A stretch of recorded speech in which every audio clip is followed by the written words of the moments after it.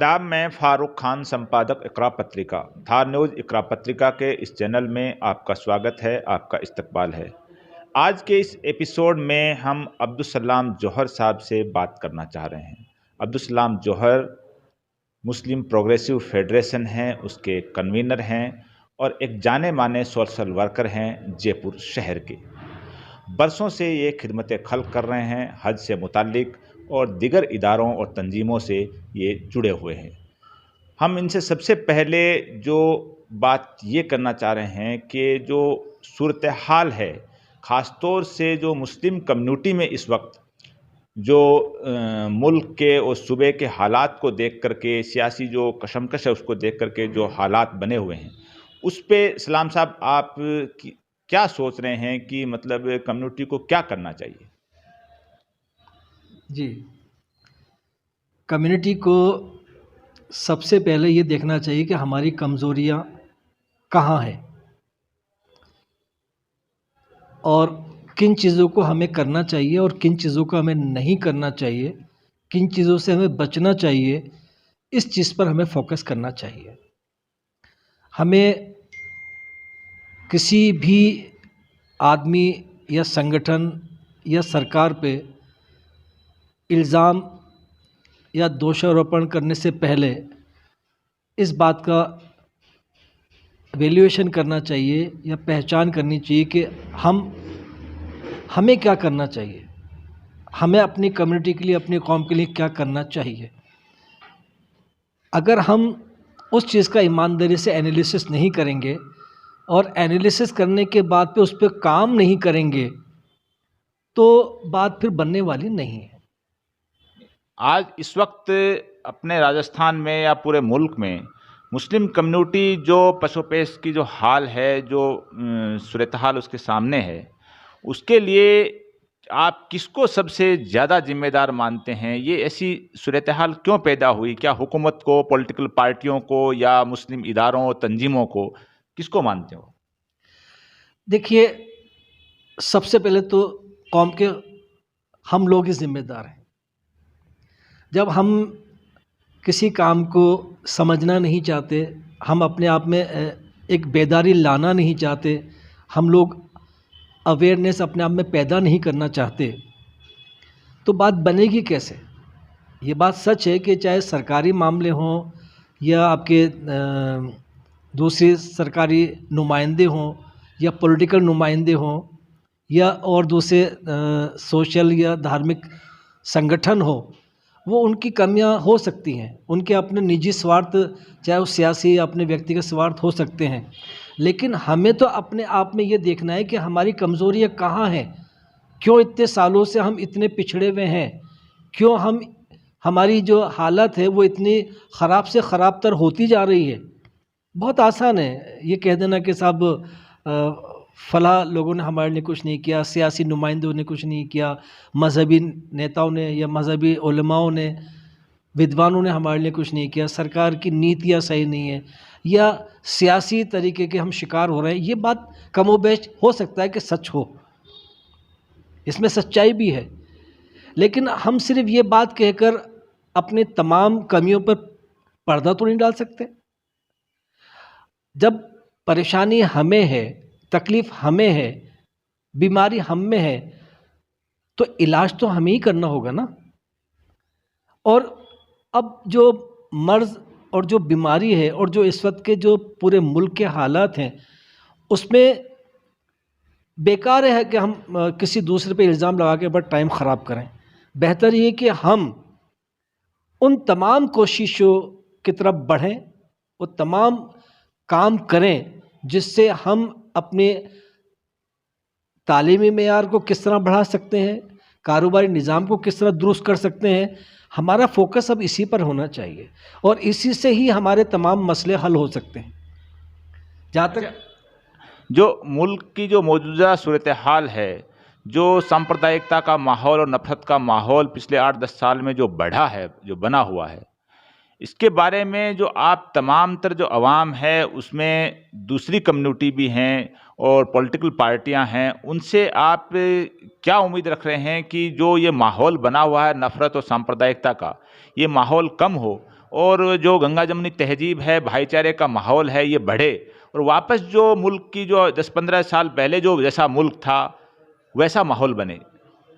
देखिए, इसके लिए तो जितने भी समाज के जो ज़िम्मेदार हैं, जो मुल्क से जो हक़ीक़त में जो मोहब्बत रखते हैं, जो प्रेम करते हैं, जो वाक़ई देशभक्त हैं, अंधभक्त नहीं, जो वाक़ई देशभक्त हैं, जिनको संविधान से प्यार मोहब्बत है, जो संविधान का आदर करते हैं, संवैधानिक संस्थाओं को जो ज़िंदा रखना चाहते हैं, उनको आगे आकर काम करना होगा। और उसमें ये किसी एक व्यक्ति, एक वर्ग, एक जाति या एक समुदाय की बात अब नहीं है। इनमें एक बहुत बड़ी मेजॉरिटी को बाहर निकल कर आना होगा। उसमें तमाम सामाजिक संगठन हैं, तमाम धार्मिक जो विद्वान लोग हैं, धार्मिक जो लोग हैं, उनको आकर समाज में अपना रोल निभाना होगा।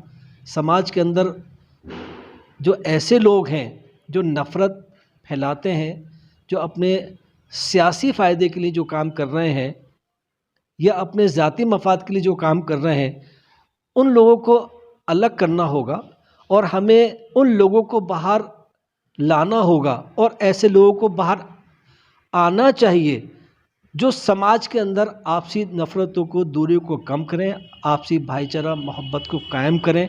क्योंकि हमारे मुल्क की जो पहचान है, जो हमारे मुल्क की एक पूरी दुनिया के अंदर जो हम जाने और पहचाने जाते हैं, वो इसलिए जाने पहचाने जाते हैं कि यहाँ सब तरह तरह के मज़हब, धर्म, जाति, वर्ग, क्षेत्र होने के बाद भी सब एक साथ जुड़कर, एक साथ मिलकर काम करते हैं।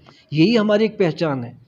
अच्छा, ये जो पिछले कुछ दिनों से जो जयपुर में राजधानी के अंदर जो गवर्नमेंट का जो माइनॉरिटी हॉस्टल है उसका जो मुद्दा चल रहा है कि सरकार ने उसका अलॉटमेंट किया, टेंडर किए, फिर वो कैंसिल कर दिया, स्वायत्त शासन मंत्री है उसने, तो बड़ा मुद्दा चल रहा है और उसके लिए एक बाकायदा कमेटी भी बनी माइनॉरिटी कम्युनिटी की तरफ से। उस कमेटी में आप भी शामिल हैं। तो उस हॉस्टल की ज़मीन के मामले में अब नई सिचुएशन ये सामने आ रही है कि वहाँ किसी ने कब्जा कर लिया है, दीवार बना ली है। तो उसके लिए उस बारे में आप क्या कहेंगे? ये ऐसे हालात कैसे बने कि एक हॉस्टल का अलॉटमेंट होने के बाद आज ये स्थिति पैदा हुई जयपुर में?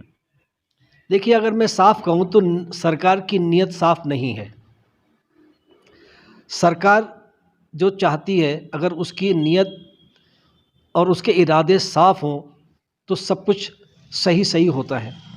यहाँ पर पहले ज़मीन अलॉट की गई जगतपुरा नीले कुंज में, जेडीए द्वारा वो जगह दी गई और अल्पसंख्यक छात्रावास के लिए अल्पसंख्यक मंत्रालय को ज़मीन दिया गया, उसका कब्ज़ा भी ले लिया गया, 8 करोड़ का टेंडर भी हो गया और जब कंस्ट्रक्शन शुरू हुआ तो वहाँ उस काम को रुकवा दिया गया। मालूम ये हुआ कि साहब कुछ लोगों ने एतराज़ किया, ऐसा भी सुनने में आ गया साहब वो कॉर्नर की ज़मीन थी। अब सवाल सीधा सीधा ये है कि आपने जब एक अल्पसंख्यक समुदाय जिसमें सिख, आपके ईसाई, आपके पारसी, आपके पंजाबी, जैन, मुस्लिम सभी कम्युनिटी आती है और ये किसी एक जाति विशेष को तो आपने दिया नहीं था। ये ज़मीन जो दी थी आपने वो अल्पसंख्यक छात्रावास के लिए, तमाम अल्पसंख्यक समुदाय के बच्चों के लिए आपने अल्पसंख्यक विभाग के मंत्री को दी थी, मंत्रालय को दी थी, वहाँ उन्होंने रजिस्ट्री में करा ली थी। अब सरकार को ऐसी क्या ज़रूरत थी कि अलॉटमेंट करने के बाद में उन्होंने उसको निरस्त कर दिया? और ये तो कोई बात ही नहीं होती कि साहब कहीं कोई छोटा मोटा विरोध प्रदर्शन आया था या हुआ था। तो अब आज सरकार की मंशा ये आती है कि साहब वहाँ पर कुछ इस तरह की बात आई थी, अब दूसरी जगह ले लो, तो ये तो कोई क्राइटेरिया नहीं हुआ। नहीं, अभी उसके ऊपर वापस किसी ने दीवार निकाल ली है, कोई निर्माण हो गया बता रहे हैं। आप सरकार से, खासतौर से सीएम से और जो नगरीय विकास मंत्री हैं शांति धारीवाल, इनसे आप क्या उम्मीद रख रहे हैं? दूसरा, जो जितने भी एमएलए और मंत्रियों से आप मिले हैं, जयपुर के भी जो 5 एमएलए हैं कांग्रेस के हैं, तो इसमें नतीजा क्या निकला कि इन मुलाकातों का और वो अतिक्रमण फिर भी हो गया? सरकार की नीयत साफ नहीं है, प्रशासन की नीयत साफ नहीं है। खुद जो शांति धारीवाल जी हैं वो टालम टोल की नीति अपना रहे हैं। देखिए, एक सरकार की ज़मीन है और उसके ऊपर कोई दूसरा आदमी जैसा कि सुनने में आ रहा है और इस तरह के सबूत भी सामने आए कि वहाँ बाउंड्री वॉल भी हो गई, उसी ज़मीन पर जो अल्पसंख्यक छात्रावास के छात्रों के लिए जो अलॉटमेंट की गई थी, जो बाद में निरस्त कर दी गई, उस पर बोरिंग भी हो गया। तो क्या बिना प्रशासन और सरकार की मिली भगत के शेके हो सकता है? नहीं हो सकता। इसमें तो बहुत ही अफसोस की बात है कि जो मंत्री शांति धारीवाल जी हैं उनका रुख सही नहीं है, और हमारे जो लोकल एमएलए हैं उनका भी रुख साफ नहीं है, वो भी इस मामले में पूरी ईमानदार नहीं है। कई दिनों तक तो वो हमसे मुलाकात ही नहीं करा पाए और यही आश्वासन देते रहे कि साहब वो जगह हो रही है, जेडीसी को मंत्री जी ने बोल दिया है, फाइल जो है वो शांति धारीवाल जी के पास चले गई है और अपना काम हो रहा है, उसी जगह को रेस्टोर किया जा रहा है। और अब कुछ दिन पहले ये बात सामने आई है कि वहाँ कंस्ट्रक्शन हो रहा है। नहीं, जयपुर के लोकल कांग्रेस के एमएलए हैं, उन्होंने आप लोगों को पूरी तरह अंधेरे में रखा। अंधेरे में रखा और उन्होंने डिले टैक्टिक्स अपनाई। जब एक बार शांति धारीवाल से मिलने का प्रोग्राम हमारी कमेटी का तय हो गया था, तो राहुल गांधी का जब प्रोग्राम जयपुर में आने का हुआ तो वो कहकर हमसे कैंसिल किया गया और ये कहा कि कुछ दिन बाद जल्दी प्रोग्राम हुआ। उसके बाद में हम कई मरतबा मिले, चाहे रफ़ी खान हो चाहे अमीन कागजी हो, कि भाई आप मीटिंग कराइए, तो कभी कोई बहाना कभी कोई बहाना, और उन्होंने उस चीज़ की मीटिंग नहीं कराई। मुझे लगता है कि शायद वो इस चीज़ का इंतज़ार कर रहे थे या इस चीज़ का मौका देना चाहते थे कि सामने वाला कौन है क्या, ये भी हमें पूरी तरह से नहीं पता, लेकिन हम ये मानते हैं अगर कोई कंस्ट्रक्शन वहाँ हुआ है, क्योंकि अल्पसंख्यक मंत्रालय ने तो कंस्ट्रक्शन वहाँ किया नहीं है, दूसरे ने किया है। दूसरा, सरकारी ज़मीन पर अगर कोई कंस्ट्रक्शन करेगा तो बिना सरकार और प्रशासन की शे के कैसे कर सकता है? इस इश्यू पे आपने सीएम से मिलने की कोई कोशिश की? सीएमआर में भी हम गए, सीएमओ में भी गए, उनके अधिकारियों से हम मिले, उनके ओएसडी से मिले, हमने लेटर्स लिखे, हमने मिलने का टाइम मांगा। लेकिन अफसोस की बात यह है कि मुस्लिम समुदाय का वोट तो सरकार को चाहिए, मुख्यमंत्री को भी चाहिए, मिनिस्टरों को भी चाहिए, एमएलए को चाहिए, लेकिन मिलने का उनके पास टाइम नहीं है। मुस्लिम समुदाय की बात सुनने का, उनके साथ हक इंसाफ करने का उनके पास टाइम नहीं है, ना उनको कोई इंटरेस्ट है। हालत तो ये है कि जो बजट घोषणाएं पिछली थी वो तक पूरी नहीं हुई है, और ये छात्रावास की घोषणाएं भी मुख्यमंत्री जी ने कहा था, उन्होंने उद्घाटन भी कर दिया था। तो ये मुस्लिम कम्युनिटी के साथ में नाइंसाफ़ी हो रही है, धोखा हो रहा है, और सरकार या कांग्रेस पार्टी या एमएलए या मिनिस्टर अगर किसी मुगालते में चल रहे हैं तो उनको मुगालता दूर कर लेना चाहिए, क्योंकि अब मुस्लिम कम्युनिटी के अंदर भी आने वाले जो नस्लें हैं, आने वाले जो बच्चे, उसमें काफ़ी अवेयरनेस है। और अगर यही तरीका इनको रहा, एक तरफ तो देखिए ये भारत जोड़ने की बात राहुल जी कर रहे हैं, पूरी मेहनत कर रहे हैं, लोगों को जोड़ना है, और एक तरफ उन्हीं के पार्टी के लोकल लीडर क्या कर रहे हैं? जो समुदाय, जो तबका आपसे जुड़ा हुआ है, जो अपना 99% जो है वोटिंग आपको देता है, जिसके बिना पे आप सरकार बनाते हैं, आप उस समुदाय की किसी भी मांग को पूरा नहीं करना चाहते। आप ना नियुक्ति के अंदर इंसाफ करना चाहते हो, ना आप जो मिनिस्टर, आपने एक मिनिस्टर बना दिया, उस मिनिस्टर को भी कोई पावर नहीं है, उस मिनिस्टर की सुनी नहीं जाती है। मतलब आपका ये है कि इस सरकार में माइनॉरिटी कम्युनिटी की कोई सुनवाई नहीं है, हो रही है, और सरकार यानी कांग्रेस पार्टी सिर्फ एक सोच रही है कि उसको वोट मिल जाएंगे, तो वो मुगालते में रह रही है। बिल्कुल, ये मुगालते में है और मुगालते उनको निकाल देना चाहिए, क्योंकि देखिए अब कम्युनिटी नाराज़गी कम्युनिटी में धीरे धीरे बढ़ती जा रही है, कम्युनिटी के साथ रेगुलर इंसाफ नहीं मिल रहा है, उनको जो एक हिस्सेदारी होती है वो नहीं मिल रही है। और ये भी सरकार को या कांग्रेस पार्टी को अब सोचना चाहिए कि आगे आने वाले टाइम में कुछ ऐसे पार्टियां भी राजस्थान में आ रही हैं, चाहे वो ओवैसी की पार्टी हो, चाहे आम आदमी पार्टी की हो, या और कोई पार्टियां हो, वो आएंगी तो उसका नुकसान जो होगा, अगर मुस्लिम समुदाय या अल्पसंख्यक समुदाय नाराज़गी के बिना पर ऐसी पार्टियों या ऐसे उम्मीदवारों को अगर वोट देता है तो उसका नुकसान किसको होगा? तो क्या तब जागेगी वो? बजट आने वाला है, सरकार को ये चाहिए कि बजट के अंदर भी अब सिर्फ घोषणा ना करे, वो हकीकत में मुस्लिम समुदाय की जो मांगे हैं, जो जायज़ मांगे हैं, उनकी पूर्ति करे, जो वो नहीं कर रही है। जो जायज़ मांगे हैं उनकी पूर्ति होनी चाहिए, और जो बजट में घोषणाएं हैं उनका ईमानदारी से क्रियान्वयन होना चाहिए। एक इश्यू और है कि जो पॉलिटिकल अपॉइंटमेंट हैं उसके अंदर जैसे मदरसा बोर्ड है, 4 साल से ज़्यादा हो गए, चुनावी साल शुरू हो गया है और अभी तक मदरसा बोर्ड का गठन नहीं हुआ है, 4 साल में चेयरमैन नहीं बनाया गया है। तो इस बारे में क्या कहीं आपकी कहीं कोई बात हुई कि मदरसा बोर्ड का अभी तक चेयरमैन नहीं बनाया गया है? देखिए, बात सिर्फ मदरसा बोर्ड के चेयरमैन की ही नहीं है, वो तो बनाना चाहिए था, मेंबर बना दिए, फिर उसको लावारिस तरीके से छोड़ दिया। मदरसा के साथ भी नाइंसाफ़ी हो रही है और उर्दू के साथ भी नाइंसाफ़ी हो रही है, चाहे उर्दू की किताबों के सिलसिले से बात हो या आपके उनके टीचर्स अध्यापकों की बात हो या प्रोफेसर की बात हो या मदरसा पैरा टीचर के नियमितीकरण की बात हो या विद्यालयों में उर्दू प्राइमरी स्टेज पर पढ़ाने की बात हो, कुछ भी नहीं हो रहा है। और जो हो रहा है वो बहुत थोड़ा हो रहा है और जो थोड़ा हो रहा है वो भी पूरा नहीं हो रहा है। बजट होते हैं, बजट भी लैप्स हो जाते हैं।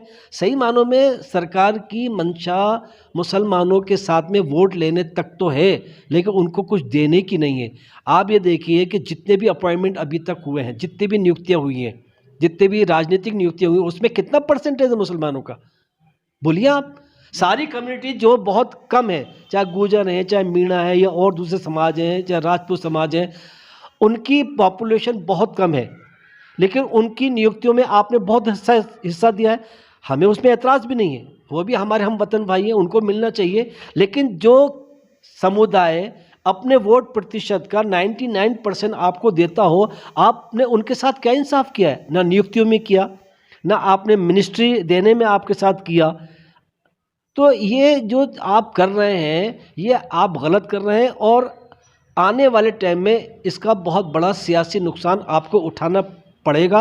अगर कोई भी आपके जहन में गलतफहमी है कि मुसलमान तो एक ख़ास पार्टी को हराने के लिए हमें ही वोट देगा, कहीं ऐसा तो नहीं है कि मुसलमान जो है वो किसी को ना दे, घर से ना निकले, या नोटा को दे दे या दूसरी पार्टी को दे दे? आपको इसका ध्यान रखना पड़ेगा।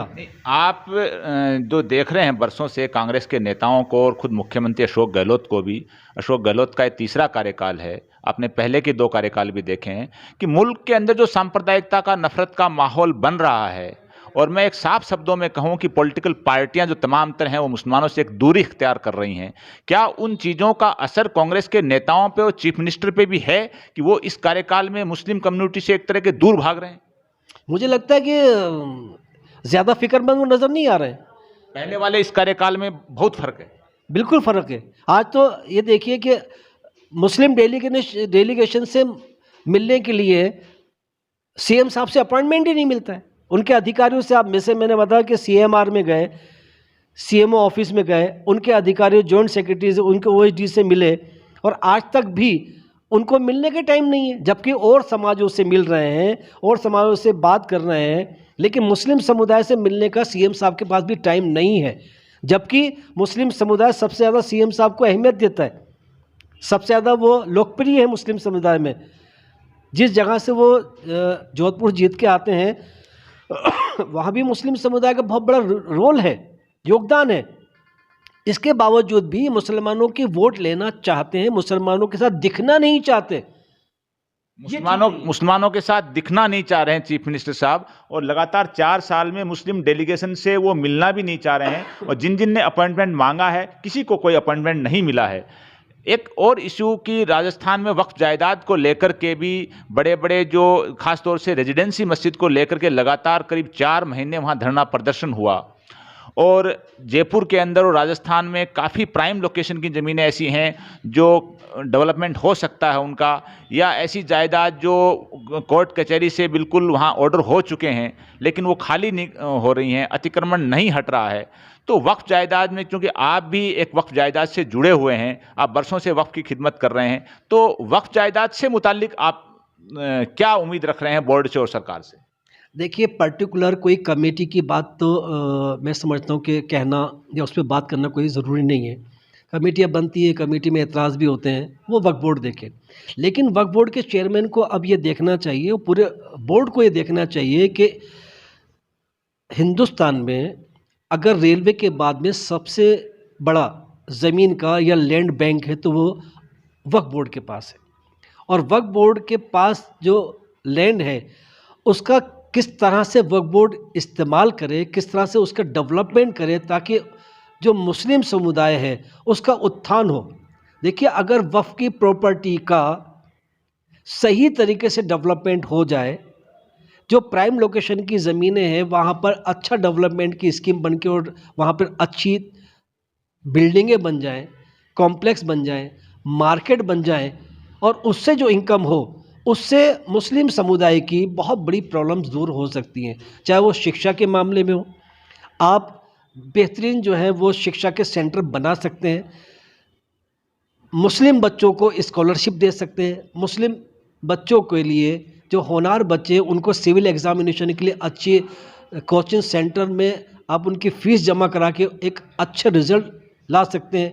इसी तरह से वक्फ बोर्ड की जो ज़मीनें हैं उन ज़मीनों पे मुसलमान बच्चों के लिए हॉस्टल बना सकते हैं। नहीं, जो वक्फ जायदाद हैं इस शहर में, जयपुर में भी और दूसरे शहरों में भी, जो औने पौने दामों में वो किराए पे हैं मामूली, और बहुत सी जायदाद तो ऐसी भी हैं लोगों ने 1,000-500 रुपये में ले रखी है, 30-40-50 हज़ार में सबलेट भी कर रखी है।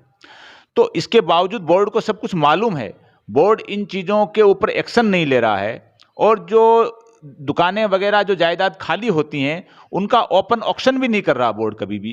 तो ये जो बोर्ड के अंदर पूरी तरह से एक तरह की अनियमितता, जो घोर अंधेर कर दी है बोर्ड के अंदर, बोर्ड इस पे क्या करे, बोर्ड क्यों नहीं कर रहा है इस पे? नहीं, बोर्ड को ये चाहिए, एक तो जितने भी अतिक्रमण हैं जिनके ऑर्डर ट्रिब्यूनल में हो जाते हैं, स्टेट ऑफिसर कोर्ट में हो जाते हैं, हाई कोर्ट और सुप्रीम कोर्ट में हो जाते हैं, उसके कब्जा लेने के अंदर वक्फ बोर्ड जो है वो इतना सही साबित नहीं होता, उसका कब्जा नहीं ले पाता है। आज इतनी प्रॉपर्टी है जो सरकारी महकमों में काम आ रही है, जिसका कि करोड़ों रुपए जो है वो किराया आ सकता है, मिल सकता है। तो सबसे पहले वक्फ बोर्ड को ये चाहिए जो अतिक्रमण है वो उनका कब्जा ले, अतिक्रमण हटाए। सरकार के पास जो अतिक्रमण है या जो ज़्यादा जो प्रॉपर्टी है जिसका सरकार इस्तेमाल कर रही है उससे खाली करवाए। जब तक खाली नहीं होती तो अच्छा उनका बाज़ार कीमत के हिसाब से जो है वो किराया ले। इसी तरह से जितने भी वक्फ की जो जायदाद हैं उनका जो एक किराए का सिस्टम है वो सही नहीं है। एक बर्बली तरीके से कमेटी ने कुछ भी तय कर दिया, कुछ भी हो गया, ये ठीक नहीं है। एक पॉलिसी ये बनना चाहिए कि जो भी जायदाद जो भी किराए पे दी जाए उसका एक प्रॉपर तरीके से उसका ऑक्शन हो, और ऑक्शन आम तरीके से हो। उसके अंदर ये भी सिस्टम हो कि भाई जो सबसे ज़्यादा बोली लगाए और डोनेशन भी दे, उसको दें आप, तो इनकम इसमें बढ़ेगी। तो वक्फ बोर्ड को काम जो कर रहा है उसको बहुत ज़्यादा काम करने की ज़रूरत है, डेवलपमेंट के लिए भी, किराया वसूली के लिए भी, अतिक्रमण हटाने के लिए भी। और जो जब इनकम बढ़ेगी तो उससे मुस्लिम समुदाय के बच्चों का और मुस्लिम समुदाय में जो बेरोज़गारी है उसको भी दूर करने का वक्फ बोर्ड बहुत बड़ा का रोल निभा सकता है। क्योंकि उसके बाद ऐसी प्राइम लोकेशन की जगह है, चाहे उदयपुर हो, चाहे माउंट आबू हो, चाहे जोधपुर हो, चाहे जयपुर हो, जहाँ पर बहुत प्राइम लोकेशन की करोड़ों की ज़मीन है, जहाँ कंस्ट्रक्शन नहीं हो पा रहा है, जहाँ डेवलपमेंट प्रॉपर तरीके से नहीं हो रहा है। तो मैं आपके माध्यम से वक्फ बोर्ड के चेयरमैन से भी गुजारिश करूँगा और पूरे बोर्ड से गुजारिश करूँगा कि वो ऐसा काम करें जो आज तक नहीं हुआ, और ऐसा काम करें जिससे कि वक्फ बोर्ड की बेपनाह तरक्की हो, उसकी आमदनी में तरक्की हो, सरकार पे वो निर्भर ना रहें। सरकार उनको डोनेशन देती है, सरकार उनको एड देती है, वो एहसान तो नहीं करती, क्योंकि सरकार खुद वक्फ बोर्ड की जायदादों के ऊपर कब्जा जमाए बैठी हुई है, इस्तेमाल कर रही है, और वक्फ बोर्ड खामोश है। तो वक्फ बोर्ड को चाहिए कि अपनी इनकम बढ़ाए और प्रॉपर तरीके से वक्फ बोर्ड जो है वक्फ की जायदादों का इस्तेमाल करे, उसका डेवलपमेंट करे, ये बहुत ज़रूरी है। ये थे अब्दुल सलाम जौहर साहब, जिन्होंने हर इश्यू पे अपनी बात रखी और कांग्रेस को और कांग्रेस की लीडरशिप को भी चेताया है कि ये जो मुगालते में नहीं रहें कि मुस्लिम है वो थोक में वोट जो हमेशा मिलता है वो इस बार भी मिलेगा। यानी मुसलमानों को नज़रअंदाज करना कांग्रेस के लिए, कांग्रेस की लीडरशिप के लिए भारी साबित हो सकता है आगामी चुनावों में। और वक्फ जायदाद को लेकर के कि भाई जो वक्फ जायदाद खाली होती हैं उनको गोलमाल तरीके से उनको किरायानामा नहीं होना चाहिए, उनका ओपन ऑक्शन होना चाहिए। जो ज़्यादा कीमत दे उसको वक्फ बोर्ड को उनका अलाटमेंट करना चाहिए। और जितने भी ट्रिब्यूनल के कोर्ट के जो फैसले हो चुके हैं उन जायदादों को फ़ौरन खाली करवाना चाहिए। कि वक्फ बोर्ड में अमूमन देखा गया आज है कि कोर्ट के ट्रिब्यूनल के इनके जो फैसले हैं होने के बाद भी जायदाद खाली करवाने में वक्फ बोर्ड कोताही बरतता है। और डेवलपमेंट की बात की जाए तो बड़ी बड़ी प्राइम लोकेशन की जायदाद हैं वो खाली पड़ी हैं जहां कोई डिस्प्यूट नहीं है, लेकिन वक्फ बोर्ड उन पे कोई डेवलपमेंट नहीं कर रहा है। आज के इस एपिसोड में बस इतना ही। जय हिंद, जय भारत।